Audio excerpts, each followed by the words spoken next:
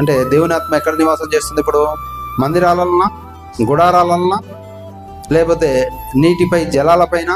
లేదు. పరిశుద్ధుడైన యేసుక్రీస్తుని ఈ లోకానికి పంపాడు. పరిశుద్ధుని నామములో మనం బాప్తిసం తీసుకున్నాం. మనం పరిశుద్ధులయ్యాం గనక ఆ పరిశుద్ధుడు మన పరిశుద్ధమైన హృదయంలోకి రావడానికి ఆస్కారం. లేకపోతే అంతకు మునుపు ఛాన్స్ లేదు. ఎందుకు లేదంటే పరిశుద్ధులు కానప్పుడు దేవుడు నీలో నివసించలేడు. ఎవరైతే యేసుక్రీస్తు నామంలో బాప్తిసం పొందారో, అంటే ఇప్పుడు ఎక్కడ నివాసం చేస్తుండు? ఫస్ట్ క్వశ్చన్ ఏంటి? గాడ్స్ లివింగ్ ప్లేస్ ఎక్కడ? Where is God living place? దేవుని నివాస స్థలము ఎక్కడ? అంటే ఎక్కడ ఇప్పుడు? మొదట ఎక్కడున్నాడు? జలాలపై, తర్వాత గుడారాలపైన, ఆ తర్వాత మందిరాలపై, ఆ తర్వాత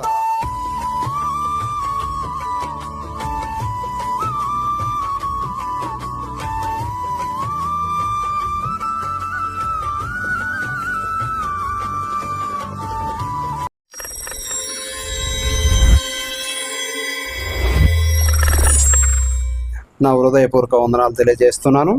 ఇక్కడ నాకు ఇచ్చిన సబ్జెక్ట్ ఏంటంటే దేవుని నివాస స్థలము ఎక్కడ?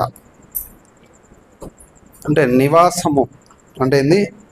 దాన్ని ఏమంటారంటే ఇల్లు, ఫ్యామిలీ. దాన్ని గ్రీకులో వైకోస్ అన్నారు. వైకోస్ అంటే ఏంటంటే ఇల్లు, ఫ్యామిలీ, నివాస స్థలం. ఈ మూడు అంటారు. అంటే నివాసం అంటే ఇల్లు ఉండాలి. ఇల్లు లేనిది ఎవరైనా నివాసం చేస్తారా? ఎవరు చేయరు. దానికి ఒక ఇల్లు అనేది ఏర్పాటు చేసుకోవాలి. మరి దేవుని నివాస స్థలం ఎక్కడ అన్నప్పుడు ఎక్కడో ఒక్కడో ఉంటుంది.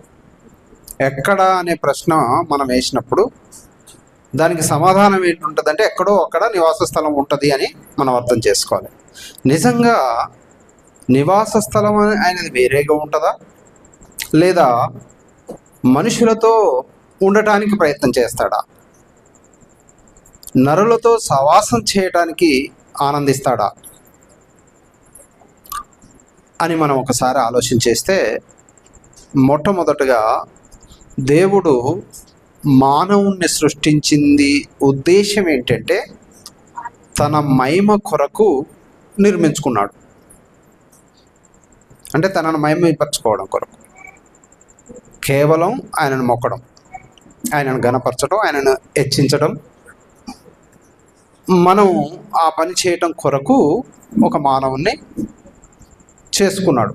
లేకపోతే మనం ఇక్కడికి భూలోకంలో పోండి, ఆస్తులు సంపాదించుకోండి, తినండి, తాగండి, హ్యాపీగా ఉండండి, సంతోషపడండి అనటానికి మనల్ని చేయలే. కేవలము తన మహిమ కొరకు మానవులను ఏర్పాటు చేసుకున్నాడు, నిర్మించుకున్నాడు. అయితే ఆ నిర్మించుకున్న వ్యక్తి ఎక్కడెక్కడ నివాసం ఉంటుండు అనే దాని విషయానికి వస్తే, మొట్టమొదటిగా ఆదికాండము 1వ అధ్యాయము 2వ వచనంలో మనం చూసినట్లయితే, అతడు ఆదికాండము 1వ అధ్యాయము 2వ వచనం, భూమి నిరాకారముగాను శూన్యముగాను ఉండెను, చీకటి అగాధ జలములపైన కమ్మి ఉండెను, దేవుని ఆత్మ జలములపైన అల్లాడుచుండెను. ఏం రాయబడ్డది ఇక్కడ? భూమి నిరాకారముగాను. అంటే నిరాకారం అంటే ఏంది? భూమి లేదు. నిరాకారం అంటే భూమి లేదు. శూన్యముగా ఉండెను అంటే ఏం లేదు. భూమి లేదు అంటే అంతా ఏమి కనిపించే పరిస్థితి లేదు. చీకటి అగాధ జలములపై కమ్మి ఉన్నది అంటే వెలుతురు కూడా లేదు. వెలుతురు లేదు, భూమి లేదు. ఆ చీకటి కమ్మి ఉన్న ఆ ప్రాంతంలో దేవుని ఆత్మ జలములపైన అల్లాడుచుండెను అంటే కదులుచుండెను. అంటే దాని అర్థం ఏంటి? తిరుగుచుండెను. దేవుని ఆత్మ జలముల పైన తిరుగుచుండే. అంటే భూమి లేనప్పుడు, ఆకాశం లేనప్పుడు జలాలు మాత్రం ఉన్నాయి. ఆ జలాలు చీకటిమయమై ఉన్నాయి. ఆ చీకటిమయం ఎందుకంటే దేవుడు వెలుగు కాబట్టి ఆయనకు చీకటి ఉండదు. ఆ చీకటి అనే జలాల మధ్యన తిరుగుతూ ఉన్నాడు. అంటే ఆయన నివాసం ఎక్కడ చేసినట్టు దాని అర్థం బైబిల్ అనుసారంగా జలాలపైనే కదా. ఆయన ఎక్కడ నివాసం చేశాడు? జలాలపైనే నివాసం చేశాడు. అంటే ఎక్కడ చేయలే. ఆ జలాలపై నివాసం చేస్తూ సృష్టిని, ఆ తర్వాత మానవుణ్ణి వరుస క్రమం చొప్పున అన్నీ సృష్టించడం జరిగింది. ఇక రెండవదిగా త్వరగా వెళ్తాను, ఎందుకంటే నేను వివరించడానికి చాలా టైం తీసుకోకుండా. దేవుడు దీని తర్వాత ఇంకెక్కడ నివాసం చేశాడని ఒక చూస్తే నిర్గమకాండము 40వ అధ్యాయము 34, 35 వచనం.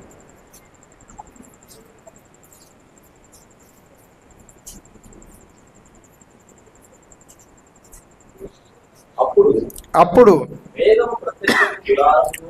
మేఘము ప్రత్యక్షపు గుడారమును కమ్మగా యెహోవా తేజస్సు మందిరమును నింపెను. ఆ మేఘము మందిరము మీద నిలుచుట చేత మందిరము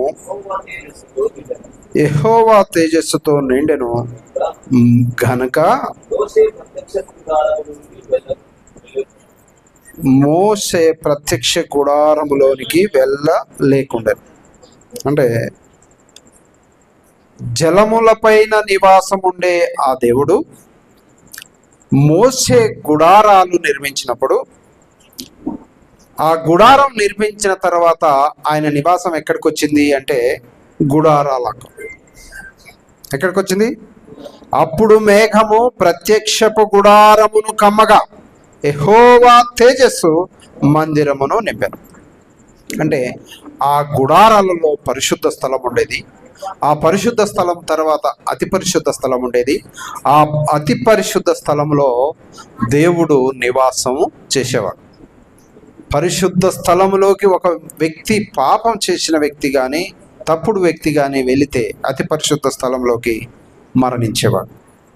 అంటే దేవుడు ఆ విధంగా ఎక్కడ మందిరములలో, గుడారములు అను మందిరములలో నివాసం చేశాడు. 35వ వచనంలో ఆ మేఘము మందిరము మీద నిలుచుట చేత మందిరము యెహోవా తేజస్సుతో నిండెను గనుక మోసే ప్రత్యక్షపు గుడారములోనికి వెళ్ళలేకుండెను. ఎందుకంటే ఆయన పరిశుద్ధుడు, అతి పరిశుద్ధుడు.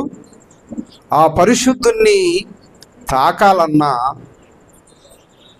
ఎంత పవిత్రంగా ఉండాలంటే అంత పవిత్రంగా ఉంటేనే పరిశుద్ధుణ్ణి చూడగలుగుతాం.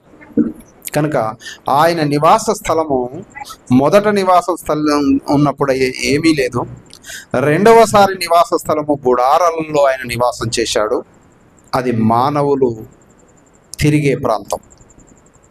మానవులు తిరిగే ప్రాంతం. అయితే ఈ మానవులు తిరిగే ప్రాంతంలో గుడారాలలో నివాసం చేసినట్టుగా మనం చూస్తాం. 2వ సమూయేలు 7వ అధ్యాయము 6వ వచనం.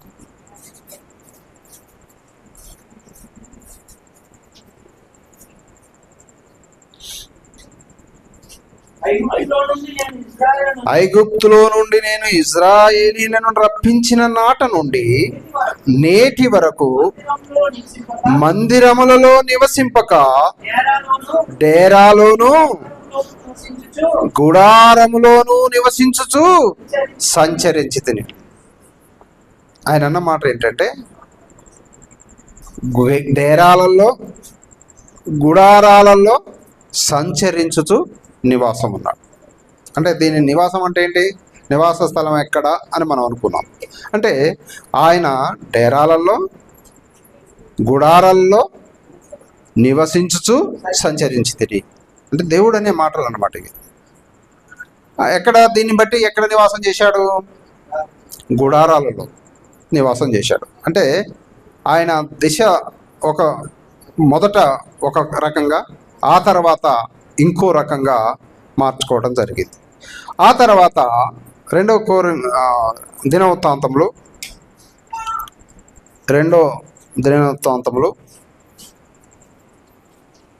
దినవృత్తాంతములు 7వ అధ్యాయము 1 నుంచి సొలొమోను తాను చేయి ప్రార్థనను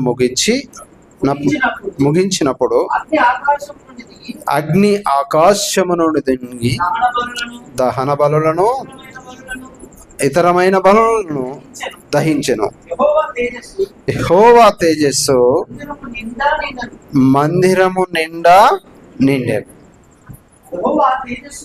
యెహోవా తేజస్సుతో మందిరము నిండినందున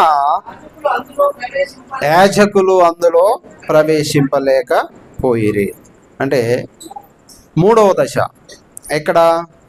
గుడారాలు వేరు, జలాలు వేరు, గుడారాలు వేరు, మందిరాలు వేరు.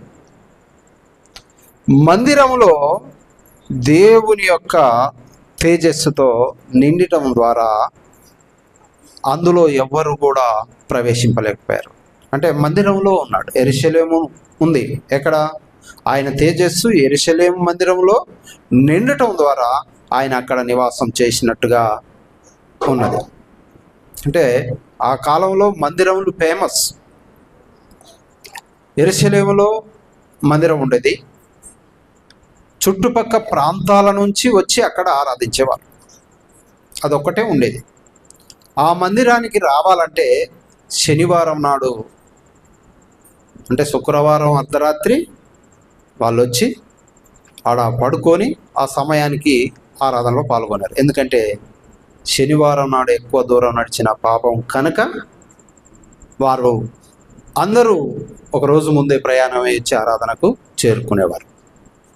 ఆయన అక్కడ నివాసం ఉండేది కాబట్టి ఆ ప్రపంచవ్యాప్తంగా ఉన్న అందరూ కూడా దేవుణ్ణి ఆరాధించాలనుకున్న వారందరూ కూడా ఎక్కడైతే దేవుని నివాస స్థలమైన యెరూషలేము ఉందో ఆ యెరూషలేము దగ్గరికి వచ్చి వారు ఆరాధించుకొని వెళ్ళేవారు. అవునా? అయితే ఆ తర్వాత జరిగిన విషయం ఏంటంటే, సొలొమోను ప్రార్థన చేస్తూ ఏమంటాడు? ఆకాశము నీ సింహాసనము, భూమి నీ పాదపీఠం, నేను కట్టించిన ఈ మందిరము నీకు పట్టజాలునా అంటాడు. అంటే ఆకాశము ఆయన సింహాసనము, భూమి ఆయన పాదపీఠం. భూమి అంతా కూడా ఆయన పాదం అన్నప్పుడు ఈ మందిరం ఎంత? భూమి అంతా ఆయన పాదం అన్నప్పుడు ఈ మందిరం ఎంత? 1000 కిలోమీటర్లు. మన ఇండియా నుంచి అమెరికాకు పోవాలంటే 16,000 కిలోమీటర్ల దూరం ఉంటుంది. మరి ఇటు వెళ్ళినా అంతే దూరం ఉంటుంది.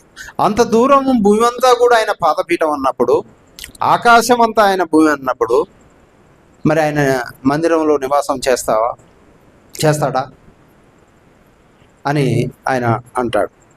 అంటే యెరూషలేము దేవాలయంలో ఆ విధంగా తేజస్సు నిండిన తర్వాత ఆ తర్వాత ఏం జరిగిందంటే మార్పు జరుపుకుంటూ వచ్చింది. రాజులు పోయారు. రాజులు వెళ్ళిన తర్వాత రాజ్యాలు కూలిపోయాయి. 400 సంవత్సరాలు సైలెన్స్ పీరియడ్ అయిపోయింది. సైలెన్స్ పీరియడ్ అయిపోయిన తర్వాత యేసుక్రీస్తు ఈ లోకంలో జన్మించడం జరిగింది. యేసుక్రీస్తు జన్మించిన తర్వాత ఏం జరిగింది అంటే ఆయన యొక్క నివాస స్థలం అనేది మారిపోయింది. ఎక్కడ మారిపోయిందో ఒకసారి చూద్దాం. 1 కొరింథీయులకు రాసిన పత్రిక 3వ అధ్యాయము 16-17 వచనంలో,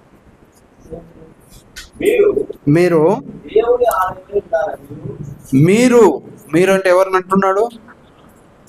అపోస్తుడైన పౌలు సంఘానికి రాస్తున్నాడు. ఏ సంఘానికి రాస్తున్నాడు? కొరింథీ అనే సంఘానికి, కొరింథీ పట్టణంలో ఉన్న సంఘానికి ఆయన రాస్తూ ఆ సంఘస్థులను ఏమంటున్నాడు? మీరు అంటున్నాడు. వాళ్ళను మీరు దేవుని ఆలయమై ఉన్నారనియు దేవుని ఆత్మ మీలో నివసించుతాడని మీరు ఎరగరా? అంటే మీకు తెలియదా? అంటే క్రైస్తవులు అయిన వారికి ఇది ఒక క్వశ్చన్ మార్క్ అనమాట.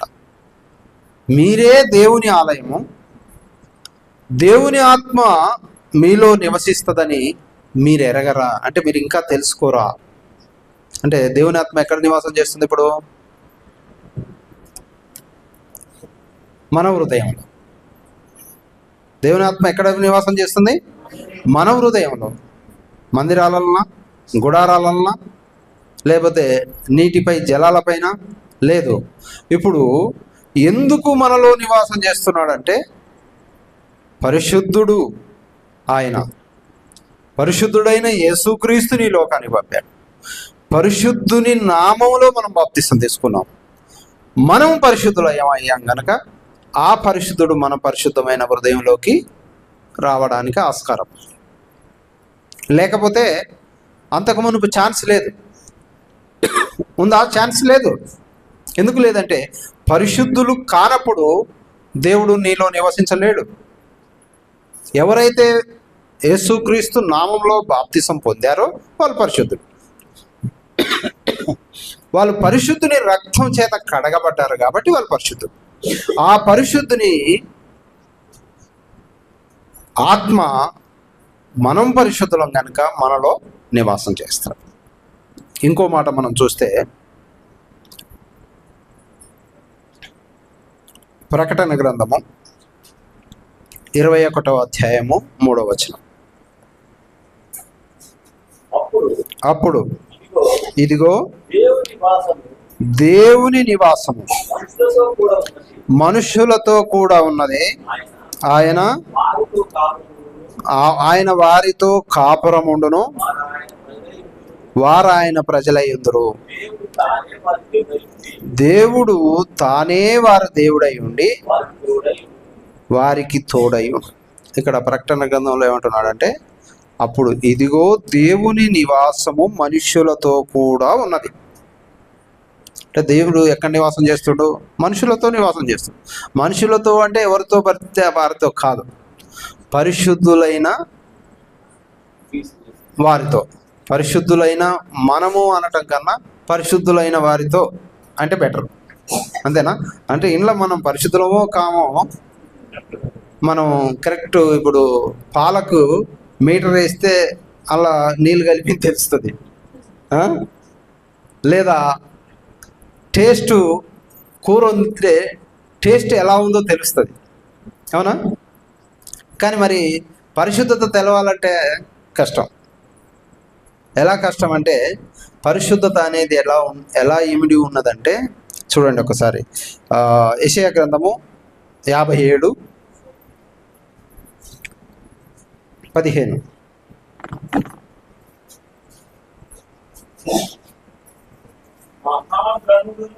మహాగణుడును మహోన్నతుడును పరిశుద్ధుడును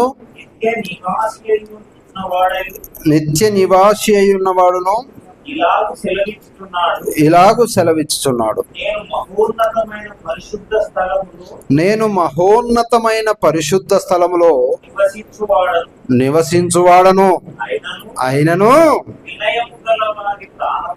వినయము గల వారి ప్రాణమును ఉజ్జీవింపజేయుటకును, నలిగిన వారి ప్రాణమును ఉజ్జీవింపజేయుటకును, వినయము గల వారి యొద్దను దీన మనసు గల వారి యొద్దను. వీళ్ళెవరో వాళ్ళు పరిశుద్ధులు. ఒక్క మాట అంటే 10 మాటలు అంటారు. ఒక్క మాట అంటే 10 మాటలు. నువ్వు అంటవా? నేను ఎందుకు ఊకోలే? ఊకున్నా, వాడన్నా ఊకున్నా. పక్కోడు ఊకుంటావేంది? వాడు అంతంత మాట మాట్లాడుతుంటే నువ్వు ఊకుంటావేంది? రెచ్చగొట్టడం, గొడవలు ఇంకిత చేయటం. మరి ఈ విధంగా వినయం ఎక్కడిది? మరి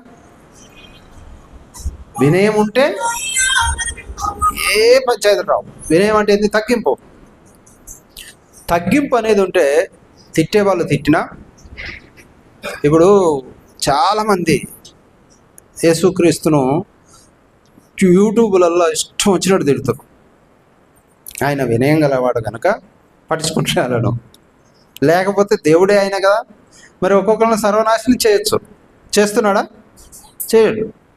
మన మధ్యలో ఉన్న వాళ్ళందరం కూడా ఎన్నో సమస్యలు చూస్తూ ఉన్నాం, కొట్లాటలు చూస్తున్నాం, అనేకమైన ఇబ్బందులు, అరాచకాలను చూస్తున్నాం, హింసను చూస్తున్నాం. అయినా మరి దేవుడు వాళ్ళని చంపేయాలి. ఆయన వినయం గలవాడు కాబట్టి ఆయన ప్రతివాడు మారాలన్న ఉద్దేశంతో ఆయన ఏం చేస్తున్నాడంటే దీన మనసు కలిగి, అందుకనే అంటాడు, నీవు దీన మనసు కలిగి ఆయన బలిష్టమైన చేతి క్రింద ఉంటే తగిన సమయమందు హెచ్చిస్తాడు. దీన మనసు కంటే ఏంటంటే ఎవరు తిట్టినా దానికి స్పందించకుండా, అంటే మనం తిట్టకుండా. ఇప్పుడు యేసుప్రభు ఒక చెంప కొడితే ఇంకో చెంప చూపిస్తూ ఉన్నాడు. ఎందుకన్నాడు అంటే దాని అర్థం ఏంటంటే కొట్లాటలు పెరుగుతాయి, పగలు పెరుగుతాయి, ప్రతీకారాలు పెరుగుతాయి. ఒక చెంప కొడితే ఇంకోటి కొట్టు అంటే గాడే కొట్టలేకుండా పోతాడు. అవునా? నేను యూట్యూబ్లో ఒకటి చూసిన, చెప్పు తీసుకొని కొట్టిండు ఒక ఆయనను. పాపం ఒక అతను మాట్లాడుతుంటాడు, ఇది కొట్టు చూస్తా అంటే ఆయన తీసి కొట్టనే కొట్టిండు. అంటే ఆయన ఏమనలే, పాపం కొట్టినా ఏమనలే. అంటే ఆయన కూడా ఎదురు తిరిగితే ఇంకా పెద్ద రచ్చ జరిగిపోతుంది. అంటే దేవుని ఉద్దేశం ఏంటంటే సమాధానము, మంచిగా ఉండాల్సిందే తప్ప గొడవలకు కారణం కాకూడదు. దేవుడు పీస్ఫుల్ అంటే ప్రశాంతంగా ఉంటాడు. అందుకనే పరిశుద్ధుడు ఎవరు అని మన పరిశుద్ధులము, మన సంఘం పరిశుద్ధులము అంటేందుకు వీల్లేదు. ఎందుకంటే అందులో వినయం గలవారు ఎవరు, దీన మనసు కలిగిన వారు ఎవరు, మనం దోలాడితే ఎంతమంది దొరుకుతారో తెలియదు. తెలుసా? తెలియదు. కాబట్టి వారి దగ్గర నివాసం చేస్తారట. దీన మనసు కలిగిన వారికి, వినయం కలిగిన వారితో నివాసం చేస్తాడు. ఆ దీన మనసు, వినయం కలిగిన వారు ఎవరు అంటే అక్షరాల బైబిల్ను పాటించేవారు, యేసుక్రీస్తును పాటించేవారు, క్రీస్తు యొక్క మాటలను అర్థం చేసుకున్నవారు. ఇప్పుడు అపోస్తలుడైన పౌలు అంతకుమునుపు చాలా పరిస్థితి ఎట్లా ఉండేదంటే కనపడ్డ వాళ్ళని కొట్టే పరిస్థితి, చంపే పరిస్థితి, హింసించే పరిస్థితి. అలాంటి వ్యక్తి ఎంత వినయానికి వచ్చాడు, ఎంత దీన మనసుకు వచ్చాడు. అసలు ఆయన ఇప్పటికీ ఆయనను బంధించిన జైలు అనేది ఇజ్రాయెల్లో ఉంది. ఆ స్థలం చూస్తే అసలు మనమైతే ఒక్కరోజు కూడా బ్రతకం ఇప్పుడు. ఎందుకంటే మనకు ఇప్పుడు విశాలమైన గాలి, విశాలమైన మార్గాలు, మంచి ఇల్లు, మంచి వాతావరణం, గాలి ఉంది మనం. కానీ ఆయనను బంధించిన రోమా ప్రభుత్వం బంధించిన యొక్క గుహలు చూస్తే, నేను గూగుల్లో సెర్చ్ చేస్తే దొరికింది, నాకు చూస్తే ఘోరమైన పరిస్థితి. అలాంటి గుహలలో నుండి స్వార్థ ప్రకటించి అంటే ఎంత వినయం, ఎంత దీన మనసు కలిగి ఉంటూ ఉండగలగా. లేకపోతే నాకు యేసుక్రీస్తు అవసరం లేదు, నన్ను వదిలిపెట్టండి, నేను ఆయనను ఆరాధించను, ఆయనను పట్టించుకోను అని విడుదలయ్యేవాడు. కానీ ఆయనలో ప్రేమ ఉంది, దీన మనసు ఉంది, వినయం ఉంది. అన్నీ ఉండటం ద్వారా, ఆయన పరిశుద్ధుడుగా ఉండటం ద్వారా ఆయన దేవుని యొక్క స్వార్థ ప్రకటించాడు.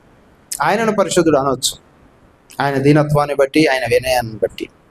అయితే వినయము గలవారి యొక్క, దీన మనసు గలవారిలో నివాసం చేస్తాడు. అయితే ఇంకోటి, ఎఫెసీయులకు రాసిన పత్రిక 22వ అధ్యాయం 22వ వచనం.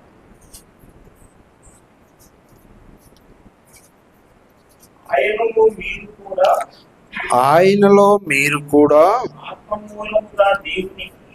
ఆత్మమూలముగా దేవునికి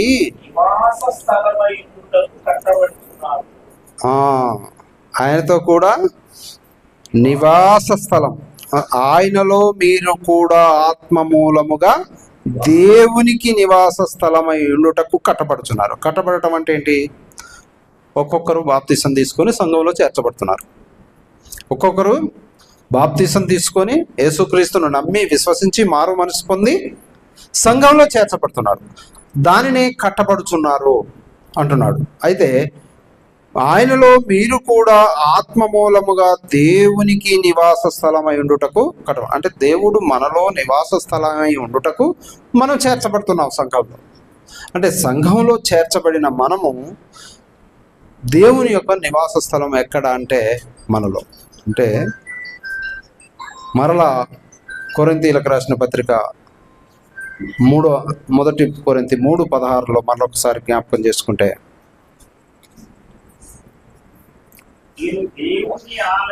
మీరు దేవుని ఆలయమై ఉన్నారని దేవుని ఆత్మ మీలో నివసించుచున్నదని మీరు ఎరగరా.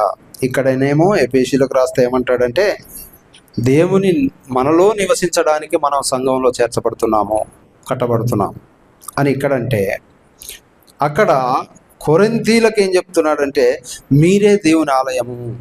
అంటే దేవుని నివసించేది మీలోనే నివసిస్తున్నాడు, మీరు ఆ మాత్రం తెలుసుకోలేరా అని చెప్తున్నాడు. అంటే ఈ ప్లేస్లో దేవుడు ఉండడు. ఈ ప్లేస్లో, హృదయం అనే ప్లేస్లోనే దేవుడు ఉంటాడు. ఎప్పుడైతే మనం మారుమనసు పొందామో, మనం బాప్తిసం తీసుకున్నామో, మనం కూడా పరిశుద్ధులమయ్యాము. పరిశుద్ధులమైన మానవులము అదే విధంగా ఉంటే పరిశుద్ధత ఉంటుంది. కానీ మధ్యలో తొట్టిల్లిన లేదా అటు ఇటు తిరిగిన పరిశుద్ధత లేనట్టు. అంటే పరిశుద్ధుడు మనలో ఉంటాడు కానీ మనలో పరిశుద్ధత లేనట్టు. అంటే పరిశుద్ధుడు మనలో ఉండి మూలుగుతూ బాధపడుతూ విలపిస్తూ ఉన్నాడు. ఇప్పుడు మనం బాప్తిసం తీసుకొని సంఘంలో చేర్చబడిన తర్వాత మనము తప్పుడు మాట్లాడినప్పుడు, మనం తప్పుగా ప్రవర్తించినప్పుడు మనలో ఉన్న పరిశుద్ధుడు దేవునికి విజ్ఞాపన చేస్తున్నాడు. ఏమని? నేను మార్చగలుగుతా, సరిచేయగలుగుతా, ఆయనను వదిలేయి అంటే దేవుడు ప్రేమమయుడు కనుక ఆయన క్షమిస్తూ దీర్ఘశాంతం గలవాడై ఉండటం ద్వారా, ఆయన ప్రేమ దీర్ఘశాంతం ఉంటుంది కాబట్టి మనము మారటం కొరకు మనలో ఉన్న పరిశుద్ధాత్ముడు దుఃఖపడుతూ బాధపడుతూ దేవుని యొద్ద విజ్ఞాపన చేయుచున్నాడు. చేయటం ద్వారా మనం బ్రతికి బయటపడుతున్నాం. అంతే. ఇంకో మాట చెప్పాలంటే, అయితే ఆ విధంగా దేవునిలో నివాసం, మనలో దేవుడు నివాసం ఉంటున్నాడని మనం గుర్తెరగాలి. ఫస్ట్ మనలో దేవుడు ఉండంటే మనం ఎంత పర్ఫెక్ట్ ఉండాలి. గతం వేరు. గతంలో తెలుసో తెలియకో తప్పు మాట్లాడినామో, తప్పుడు చేష్టలు చేశామో అది పక్కన పెట్టాలి. ఇప్పుడు తెలిసినాక కూడా నిజంగా కూడా నా హృదయమే దేవునికి ఆలయం అయినప్పుడు నేను పర్ఫెక్ట్ లేకుంటే ఎలా? నన్ను చేసుకున్నదే ఆయనను మహిమపరచడానికే. మరి అలాంటప్పుడు నేను ఎందుకు ఉండకూడదు? పరిశుద్ధంగా ఉంటేనే నా హృదయంలో దేవుడు నివాసం చేస్తాడు కాబట్టి పరిశుద్ధంగా ఉండాలంట. హెబ్రీయులకు రాసిన పత్రిక చివరిగా 3వ అధ్యాయం 6వ వచనం. అయితే క్రీస్తు కుమారుడై ఉండి ఆయన ఇంటి మీద నమ్మకంగా ఉన్నాడు.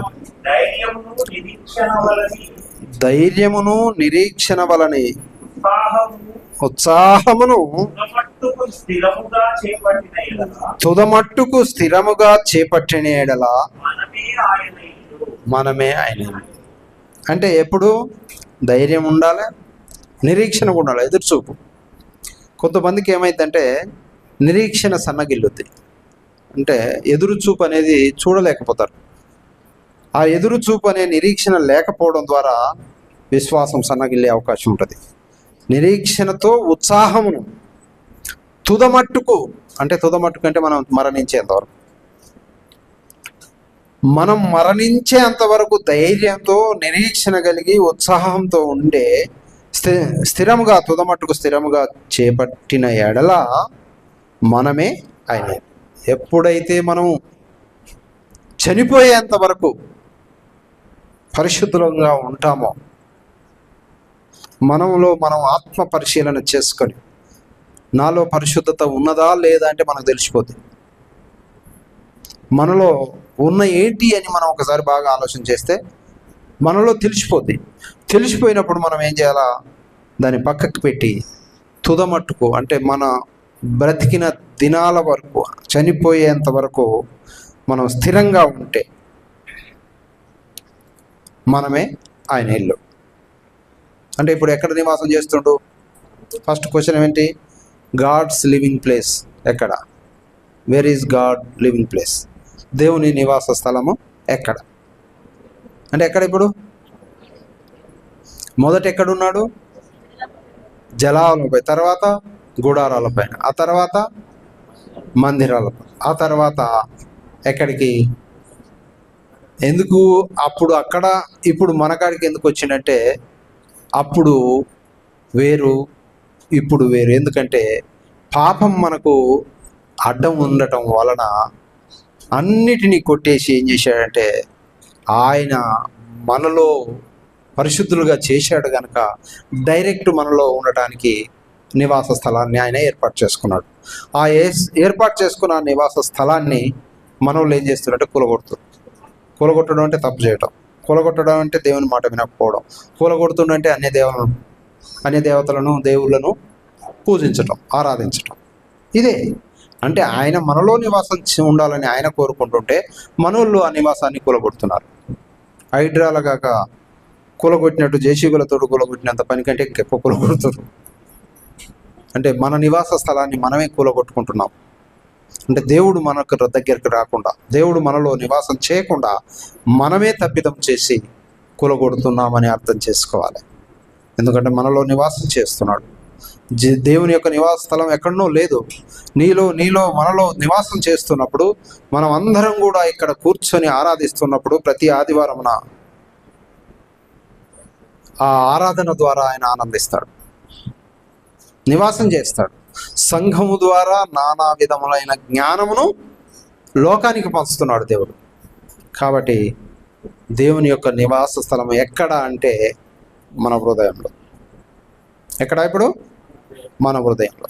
మన హృదయంలో ఉన్నాడు కాబట్టి మనం జాగ్రత్తగా ఉండాలని దాని అర్థం. కనుక మీ అందరికి వందనాలు తెలియజేస్తూ ముగిస్తున్నాం.